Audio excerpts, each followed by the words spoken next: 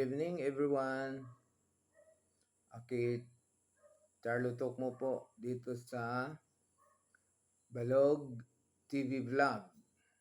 Now ngayon ang pag-uusapan natin ngayon ay tungkol sa statement ni Vice President Sara Duterte na sinasabi niya dito sa Isiminay ngayon ng araw na ito tungkol po ito sa confidential fund na parte ng investigation ng House of Representatives.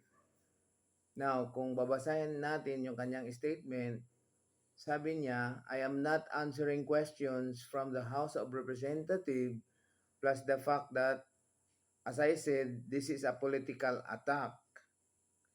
If you are in aid of legislation and you want to legislate about confidential funds, you do not target one office, terrorize and torment the employees of my office.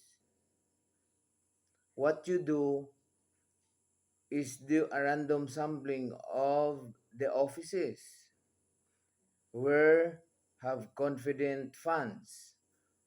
Why not call the office of the president who has billions of confidential funds? So ito po yung kanyang statement doon sa programa ng SMNI. So reactionan lang po natin ito, isa-isahin lang natin na itong sinabi niya dito ay totoo naman. Bakit kamo? Kung tayo po ay nag-legislate ng batas or tayo po ay gagawa ng batas, dapat hindi lang iisang opisina or offices or office ang dapat na imbestigahan. Dapat lahat po ng mga opisina na may confidential fund. Office of the President, the AFP, the PNP, and many others. Kasi, bakit po sinisingle out lang yung Office of the Vice President? Kasi ba ito ay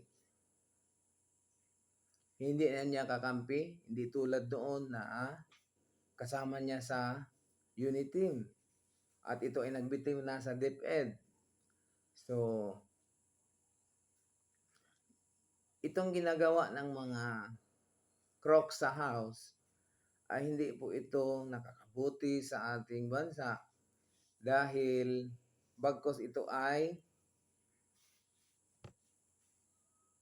lumilihis doon sa kanilang mga gawain